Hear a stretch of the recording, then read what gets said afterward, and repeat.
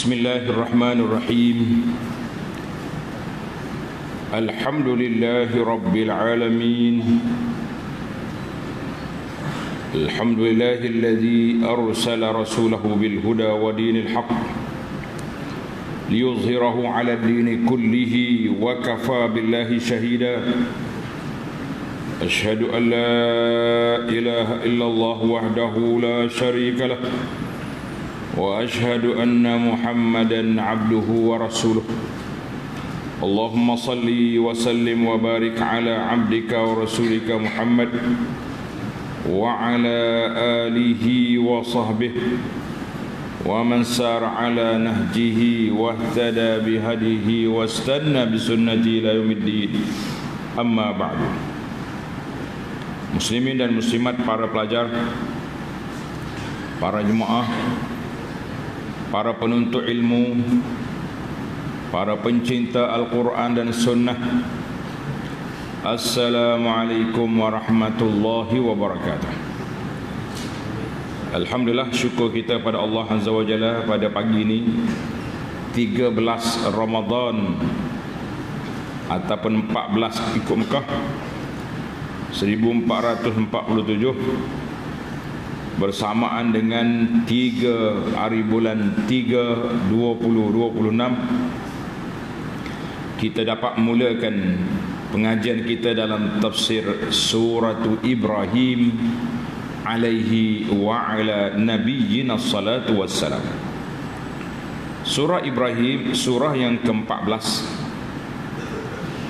juzuk yang ke-13. Hari ini kita akan ambil muqaddimah, intisari surah, beberapa maqasid objektif surah dan isi kandungannya, serta memahami munasabah antara surah Ibrahim dengan suratul Ra'di, insya-Allah. Jadi para jemaah sekalian, itu namun begitu, untuk mengambil berkat majlis, kita akan bacalah 2-3 ayat di awal surah Ibrahim ini sebagai tanda pembukaan biiznillahi azza wa jalla. Baik, pelajar yang ada pimpinan Ar-Rahman Jawi, muka surah 480, surah Ibrahim. Yang surah lain cari surah Ibrahim lah.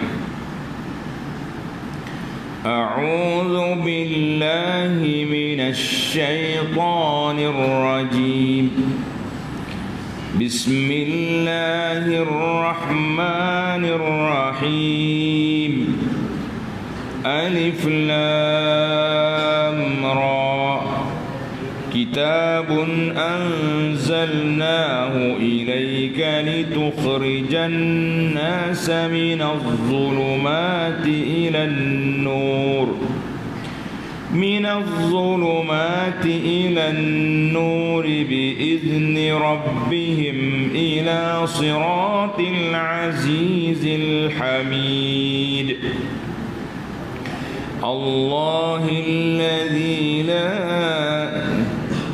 Allahilladzi lahu ma fis samawati wa ma fil ardh wa wailul lil kafirin min adzabin syadid.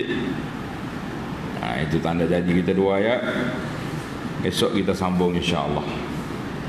Baik para pelajar, para pencinta ilmu sekalian, kita undur balik satu muka kepada muqaddimah surah Ibrahim. Muqaddimah surah Ibrahim yang kita akan perincikan, perlumatkan setakat mana yang kita mampu, dan setakat nota yang ada di hadapan kita ini, alhamdulillah. Yang pertama, asma'us surah. Kenapa surah ini dinamakan surah Ibrahim? Kalau nak kira cerita Nabi Ibrahim ni banyak daripada awal Quran dah ada Ibrahim. Tapi dipilih surah ini untuk menamakan surah Sayyidina Ibrahim Al-Khalil alaihi wa ala nabiyyina salatu wassalam. Kenapa? Tengok kita. Dinamakan suratu Ibrahim, perihal Nabi Ibrahim, kerana peristiwa mengenainya ada disebutkan mulai ayat 35. Ayat 35 ni baru jumpa Nabi Ibrahim AS. Jauh jarak. Tapi surah ni jadi nama surah Ibrahim. Kenapa? Ini kita nak tanya ni, kenapa kita tidak pertikai tapi kita nak belajar. Bermula daripada ayat 35, wa iz qala Ibrahim rabbi ja'al hadzal balada amina wajnubni wa baniya an na'budal asnam. Itu doa Nabi Ibrahim. Beberapa doa Nabi Ibrahim. Cuba kita tengok nanti bila sampai tempat dia lah. Rabbana Rabbana Rabbana. Berapa kali Rabbana Nabi Ibrahim ni kerja dia doa. Selain daripada dakwah, doa. Ini pentingnya kita belajar tentang Nabi Ibrahim AS. Jadi punca ataupun sebab dinamakan kisah Nabi Ibrahim ayat 35 dan selepasnya, iaitulah cerita Nabi Ibrahim AS. Wa ma kana min iskanihi waladahu Ismail. Dalam cerita, dalam ayat ini Allah nyatakan kisah bagaimana Ibrahim bawa anak dia, baby dia Ismail yang kecil. Kita orang kampung kata budak kuah-kuah lagi kecil, dengan ibu dia Hajar ditinggalkan di lembah kering kontang dekat dengan tapak Kaabah. Dan Allah Ta'ala nyata juga dalam surah ini betapa Ibrahim bersyukur kepada Allah Azza wa Jalla setelah dia tua, dia dapat anak Ismail dan Ishaq. Daripada dua anak ini, daripada dua ibu yang berlainan, lahirlah dua zuriat yang berbeza. Ismail Arab di Mekah, Ishaq melahirkan Bani Israel di Palestin, di Syam. Alhamdulillah. Kata Ibnu Ashur rahimahullah dalam tafsir dia, wa wajhu tasmiyatiha bihadza, kenapa dinamakan dengan surah ini dengan surah Ibrahim, wa in kana zikru Ibrahim jara fi katsirin minas suwar, sedangkan cerita Ibrahim ini ada dalam berbagai-bagai surah. Sikit sana beberapa ayat sana, beberapa ayat sini. Tapi apa rahsia? Dia kata annaha minas suwari zawati alif ra. Alif lam ra. Alif lam ra. Sebab biasanya lepas pada huruf pendek ni dia mari cerita Nabi. Wa qad muyyiza ba'daha an ba'din bil idafati ila asma'il anbiya. Surah yang dimula dengan alif lam ra, dia nak beza dengan alif lam ra ni. Alif lam ra ni dengan dinisbahkan surah itu kepada para nabi alaihi wassalatu wassalam, allati ja'at qisasuhum fiha, yang terdapat cerita nabi itu dalam surah.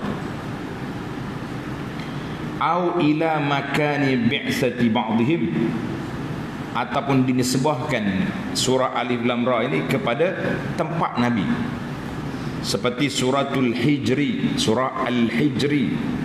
Al-Hijri ini dipanggil Al-Ula sekarang. Orang panggil Madain Saleh. Ramai orang pakai pergi melancong sana dah. Al-Hijri. Walidzalika lam tudaf suratul Ra'di ila misli dzalik. Karena itulah suratul Ra'di tidak dinisbahkan kepada Nabi. Dia disebut kepada Ar-Ra'di. Sebab apa surah Ar-Ra'di tidak disebutkan?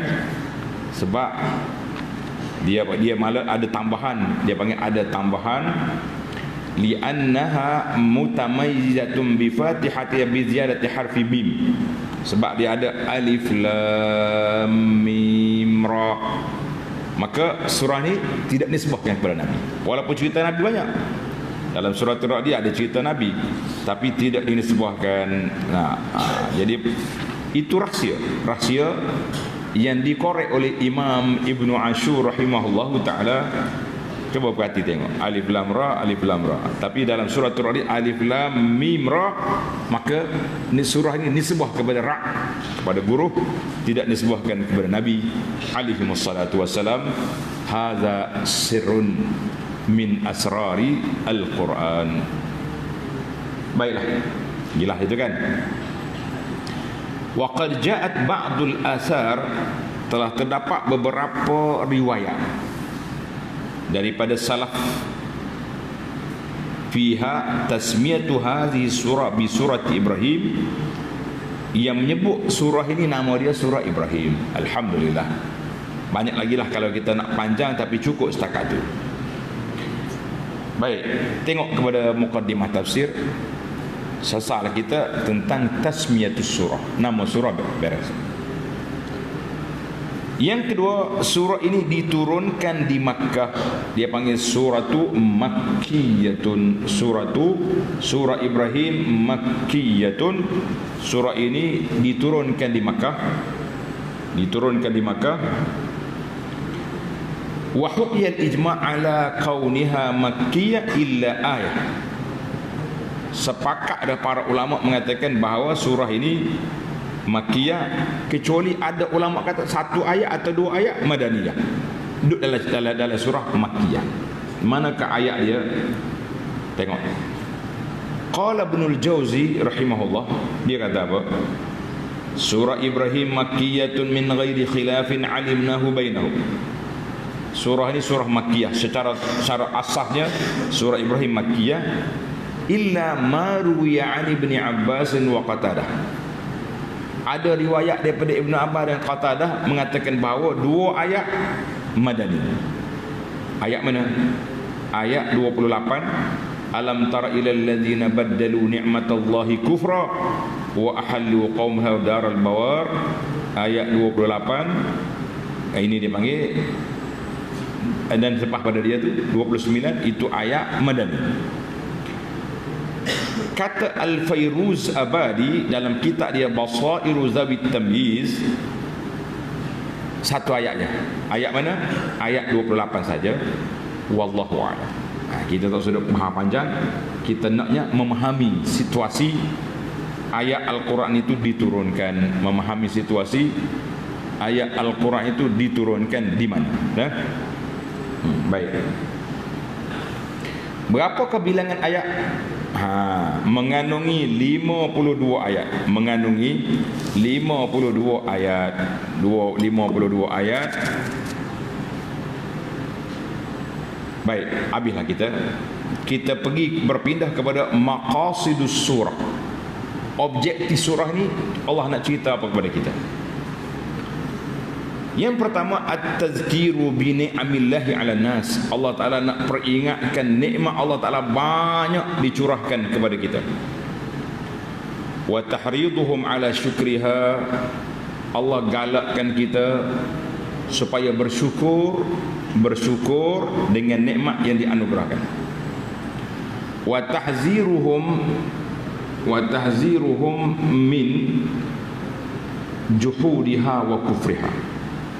Allah bagi amaran, mu jangan sekali-kali ingkar ataupun kufur nikmat. Sebab siapa dia syukur, nikmat akan bertambah. Siapa dia kufur, nikmat akan disentap, ditarik. Kata di para ulama, asyukru hafizun wa jalibun. Tulis, asyukru hafizun wa jalibun. Syukur ini menjaga nikmat yang sedia ada, menarik nikmat yang belum datang.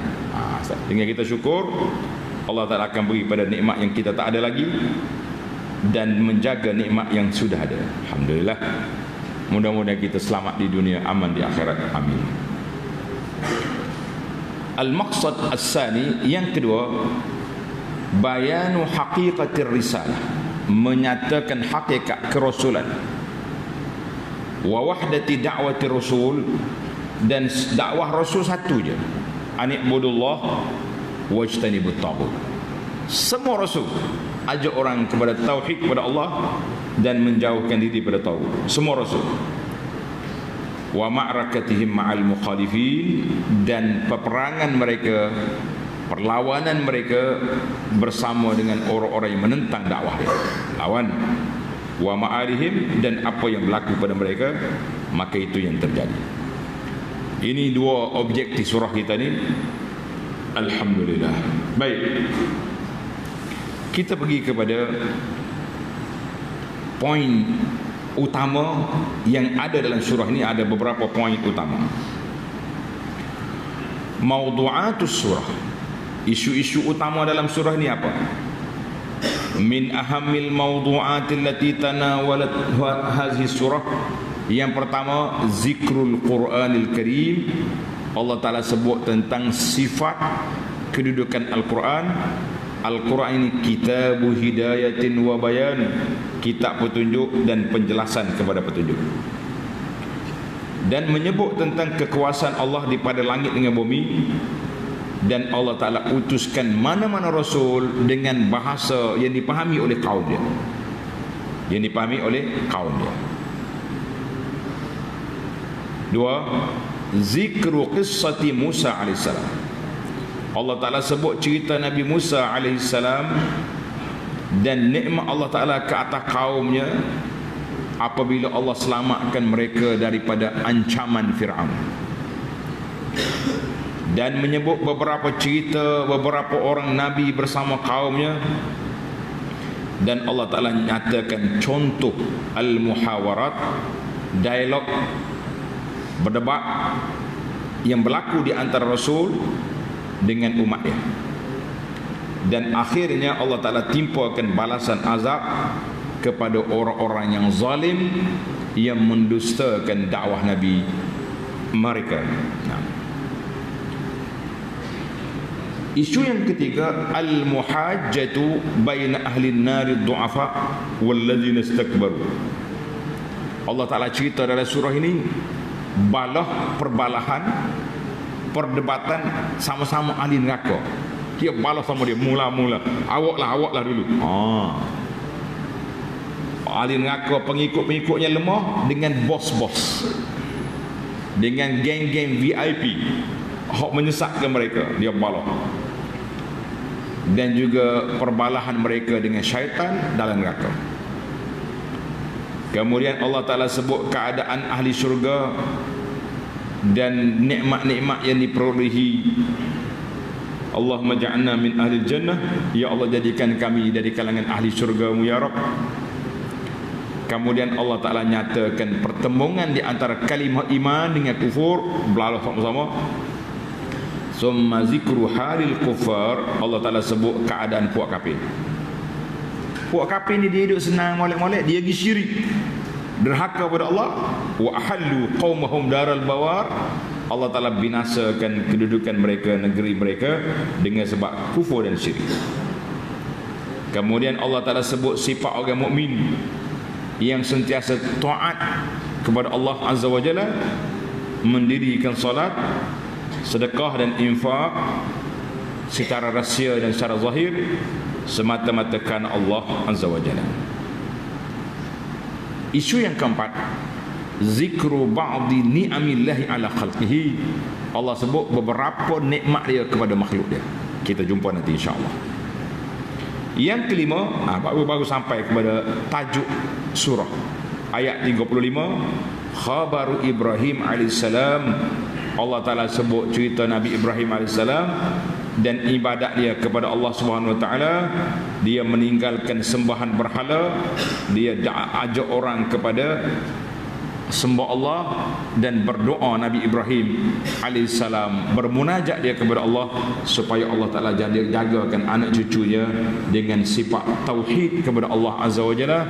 Maka itulah sifat seorang datuk yang baik, kerja dianya dakwah dan doa.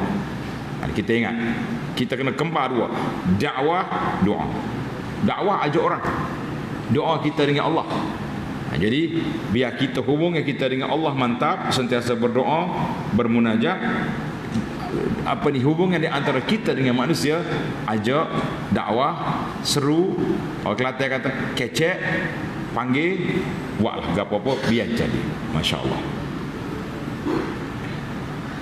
Yang keenam, wa khutimatis suratu, Allah Ta'ala tutup surah yang mulia ini bi ayatin, dengan beberapa ayat minat tahziri wal wa'id, amaran, cabaran, dan Allah Ta'ala sebut beberapa jenis azab yang disediakan kepada orang yang zalim, dan Allah Ta'ala sebut apa yang akan disediakan kepada orang yang jahat di akhirat esok. Setiap orang akan dibalas dengan perbuatan dia. Setiap orang akan dibalas dengan perbuatan dia. Membuat baik, baik. Membuat tak baik, sajalah dia. Maka semua apa-apa yang terjadi ini adalah merupakan tasliyah, penenang hati Nabi SAW. Penenang hati Nabi. Kalaulah engkau berdakwah ditentang, Nabi Ibrahim juga, para Nabi yang terdahulu juga telah menghadapi situasi yang sama. Allahu Akbar. Baiklah. Pecahan ayat, tanda, fakta. Dia panggil fakta surah. Ini dalam tafsir Al-Munir, dia kata,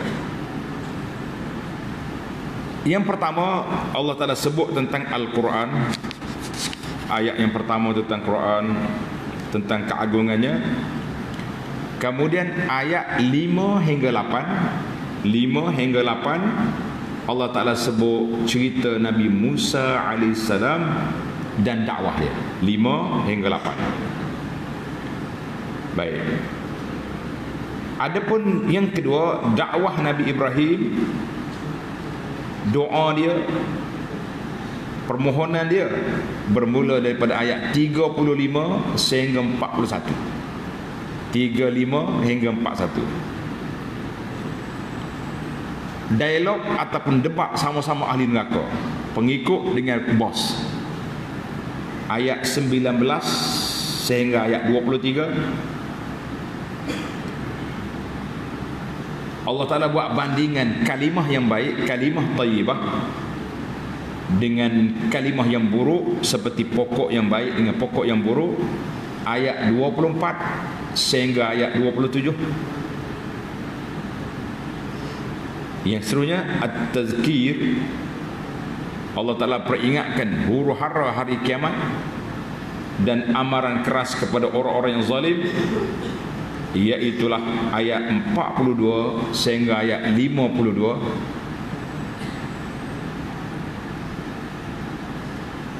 Yang keenam, bayanul hikmati, Allah Ta'ala nyatakan hikmat kenapa ditangguhkan azab sampai kiamat. Ada setengah-setengah orang ni, orang zalim, tak kena atas dunia ni, angkuhlah, sombonglah dia, tak kena.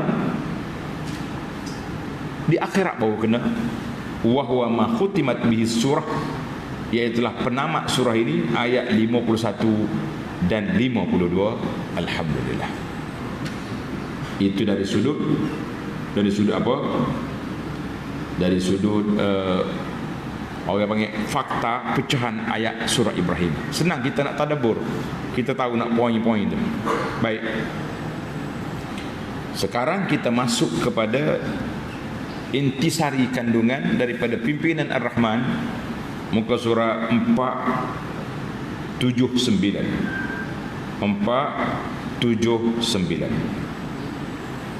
Intisari kandungannya, yang pertama, menjelaskan dua perkara yang besar, iaitulah soal tauhid dan soal nikmat Allah yang tidak terhitung yang dilimpahkan oleh Allah kepada sekalian makhluknya. Itu yang pertama. Dua, pada mulanya diterangkan bahawa tugas Nabi Muhammad SAW dengan Al-Quran yang diturunkan kepadanya ialah untuk memimpin dan mengeluarkan umat manusia seluruhnya dari gelak gelita kufur, syirik dan kemungkaran dan jahiliyah kepada cahaya iman, tauhid dan ilmu pengetahuan, iaitulah jalan Allah yang diredainya dan membawa keselamatan.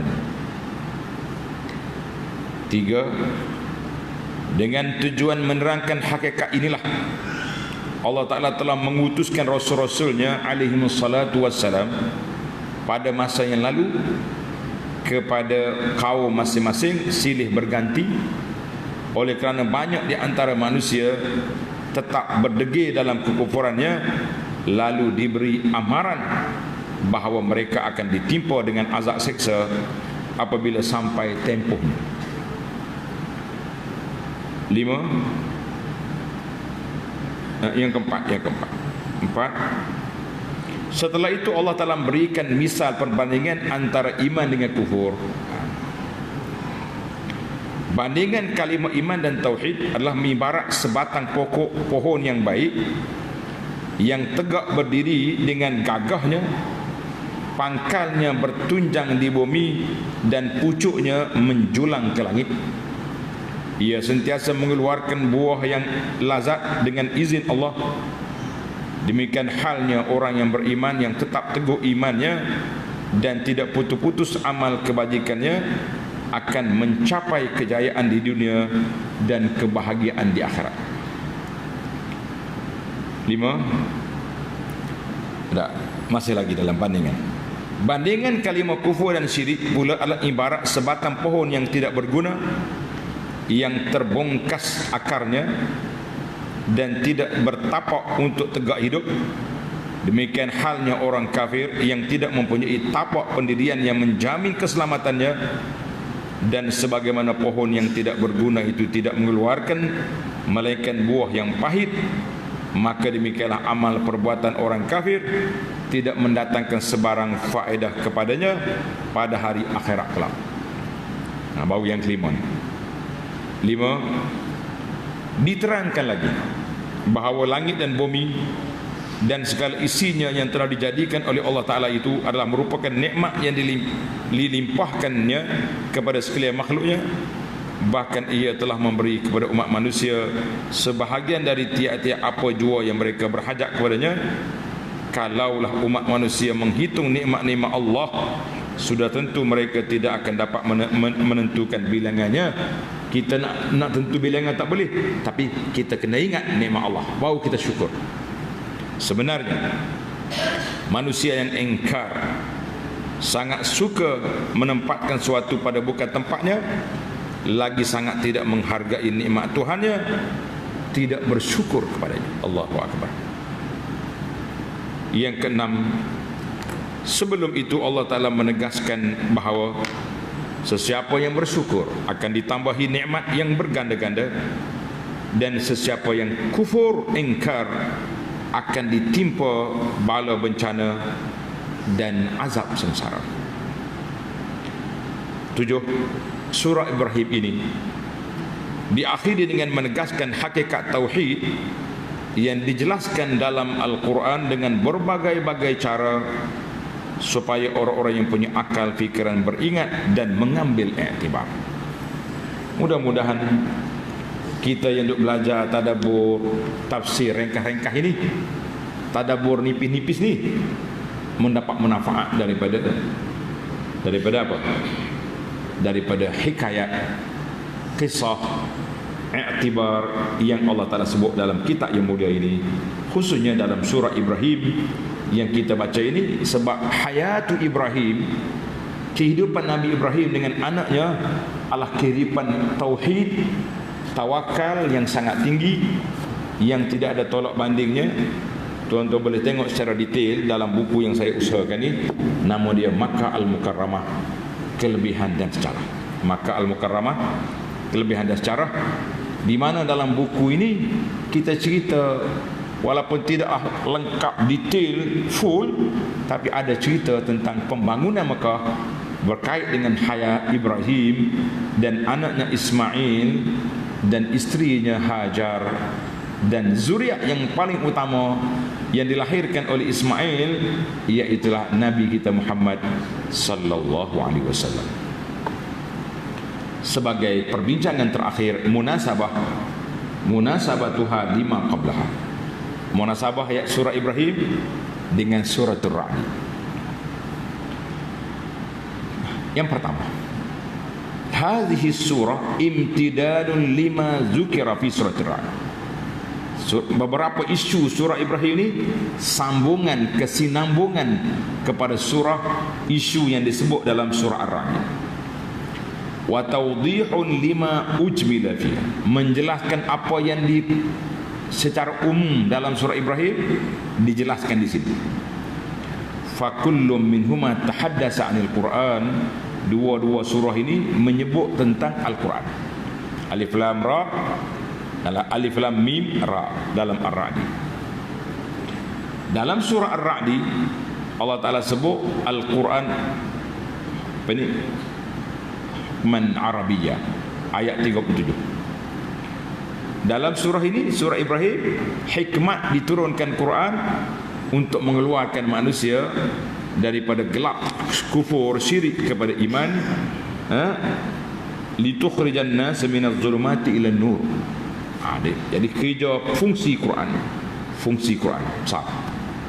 Yang kedua, isu yang kedua dalam dua-dua surah, kullum minhuma, dua-dua surah ini menyebut bi tafwid inzalil ayatil kauniyah ila Allah, menyebut bahawa perkara yang berlaku dalam dunia ini dengan izin Allah Azza wa Jalla, sebagaimana dalam surah Ar-Ra'd, wa ma kana li rasulin an ya'tiya bi ayatin illa bi idznih. Rasul tak mampu nak bawa mukjizat kecuali dengan izin Allah.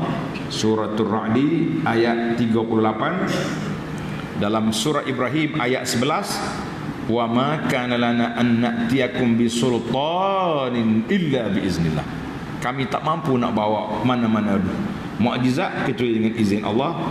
Ayat 11 surah Ar-Ra'd ayat 38. Isu yang ketiga, munasabah yang ketiga, wa fi kilaihima, dua-dua surah ini menyebut tentang al-ayat al-kauniyah, ayat-ayat tentang alam ini, min raf'is sama' bi ghairi amadin, Allah Ta'ala angkat langit tanpa tiang, wa maddal ard, lebar bumi,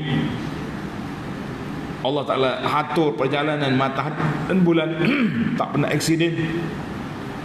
Gerhana tu bukan aksiden, selisih. Gerhana dia selisih menyebabkan bumi ini terlindung dia punya cahaya matahari, itu ialah. Wa ja'al rawasiya bil ardi, penyacang, pengimbang bumi ini dengan bukit-bukau. Dan Allah Ta'ala sebut buah-buahan yang bermacam-macam jenis, rasa, warna, bentuk dia. Alhamdulillah. Munasabah yang keempat, ta'arradatis suratan, dua-dua surah ini menyebut tentang kebangkitan semula. Kita semua manusia akan mati dan kita akan dibangkitkan oleh Allah Azza wa Jalla di akhirat nanti. Itu dia panggil isbat usulil aqidah, nak menguatkan asas akidah, beriman pada Allah, pada Rasul, dan bangkit semula hari akhirat. Balasannya syurga, neraka, semua ada. Dan Allah Ta'ala buat perbandingan yang hak dengan yang batil, seperti pokok yang baik dengan pokok yang tak baik. Dan Allah Ta'ala juga nyatakan dua-dua surah ini tentang makr, tipu daya puak kafir, kejahatan mereka, konspirasi mereka nak menjahanamkan Islam tapi tidak akan berjaya. Wa makaru wa makarallah, Allah Ta'ala akan lawan balas balik tipu daya mereka. Dan dua-dua surah mengajar kita supaya bertawakal kepada Allah Azza wa Jalla. Alhamdulillah, itulah mukaddimah ringkas. Mudah-mudahan adapun fadail surah tidak disebut secara spesifik, selain daripada dia salah satu daripada surah Al-Quran yang kita baca dapat satu huruf 10 kali ganda. Siapa dia tadabbur surah Ibrahim, mantap akidah dia, kabaqiyati suwaril Quran. Tapi secara spesifik baca surah yang dapat sekian-sekian, lam yuzkar, tidak disebut dalam kitab yang kita baca. Wallahu a'lam. Alhamdulillah, tamatlah perbincangan kita. Tuan-tuan dan puan-puan, insya-Allah kita akan sambung ayat kita surah Ibrahim besok, bermula daripada ayat yang pertama. Subhanakallahumma wa bihamdika asyhadu an la ilaha illa anta astaghfiruka wa atubu ilaik. Wa sallallahu ala nabiyyina Muhammad wa ala alihi washabihi ajma'in walhamdulillahi rabbil alamin. Jadi alhamdulillah, untuk maklumat para jemaah sekalian, hari ini 3 hari bulan 3 2026 akan berlaku gerhana matahari. Gerhana bulan. Gerhana bulan akan berlaku pada petang ini. Ingat molek, gerhana bulan akan berlaku pada petang ini, iaitulah waktu maghrib. Gerhana ni akan berlaku pada waktu maghrib. Pada waktu maghrib, maka pada ketika itu sunnah, ingat, sunnah apabila berlakunya gerhana, maka kita disunatkan untuk solatul khusuf, solat sunat gerhana matahari ataupun bulan. Jadi untuk kita ini, kita akan solat gerhana bulan, sebab bulan yang gerhana. Jangan solat matahari pula kan. Jangan solat matahari pula. Maka para jemaah sekalian, tengok dia punya fakta. Dia kata gerhana bermula pada pukul 4.42. Tapi tak dapat, kita tak nampak. Sebab tak nampak dengan mata kasar, kena tengok dengan teropong nampak. 7.33 waktu maksimum. 6 darjah di atas ufuk, boleh dilihat dengan mata. Jadi maghrib itu kita boleh tengok. Mula dah gelap dah. Jadi itu dia panggil gerhana akan berlaku dan berakhir pada pukul 9 lebih malam. Maka waktu yang sesuai untuk kita solat gerhana lepas maya maghrib, lepas solat maghrib. Sebab itulah ada anak tengok iklan, ada setengah imam masjid dia iklan lepas maya maghrib nak gerhana lagi. Tapi untuk kita di masjid kita ni, kita nak jamak. Nak jamak. Apa dia jamak? Kita akan solat pukul 8.15, sudah solat gerhana Isya, sedia molek. Jadi orang mari awal ke masjid untuk solat gerhana pada malam ni, ihya'us sunnah. Ni ada setengah tempat yang duduk perhati tengok, siap dah suruh beli alat teropong. Nabi tidak ajar suruh beli teropong. Dia suruh pergi solat, salatul khusuf, solat gerhana. Nabi kata iza ra'aitumuha, bila kamu tengok gerhana, hendaklah kamu sallu, solat, banyak istighfar, wa tasaddaqu, banyak bersedekah. Jadi kita 3 perkara. Solat, kita istighfar banyak-banyak, minta ampun, dan kita sedekah. Jadi tuan-tuan dan puan-puan, buatlah yang terbaik untuk kita. Yang nak tengok ada setengah masjid besar di dunia ni, siap dah. Kita nak cerak, lepas tu nak tengok kata benda macam ni, cukuplah dengan kita ihya'us sunnah. Tak payah buat yang pelik-pelik. Ada jemaah tanya macam mana solat. Solat dia mudah je, jangan bimbang. 1 rakaat 2 kali rokok. Itu je yang berbeza. 1 rakaat 2 kali rokok. Mana kita solat, saja aku solat sunat gerhana, saja aku solat sunat gerhana bulan 2 rakaat. Niat 2 rakaat juga. Niat dia 2 rakaat, bukan 4 rakaat. 1 rakaat 2 kali rokok. Maknanya habis kita baca surah, sudah dah kita kata wasjud apa ni, surah qul huwallahu ahad, Allahu samad lam yalid wa lam yakul lahu ahad, kita berokok. Allahu akbar. Sudah rokok yang pertama, kita pun i'tidal, sami Allahu liman hamidah. Tangan sini semula, baca Fatihah balik. Bismillahirrahmanirrahim, alhamdulillahi rabbil alamin. Sudah Fatihah, baca surah balik. Rokok yang kedua, i'tidal, baru sujud. Jadi 1 rakaat. Kemudian masuk rakaat yang kedua sama juga. Maya rokok, i'tidal, sambung balik. Baca Fatihah semula, baca surah, rokok yang kedua, barulah sujud. Itu dia panggil, itu je perbezaan. Ada orang kata kita ni tak pergi masjid Ustaz, kita nak buat solat rumahnya. Boleh tak kita solat macam biasa? Sah kata ulama, boleh juga. Tapi yang afdalnya ikut format sunnah yang diajar oleh baginda Nabi sallallahu alaihi wasallam. Tapi kalau kita tak reti, tak apa, boleh kita buat setakat mana yang kita mampu, insya-Allah. Itulah ringkas-ringkas.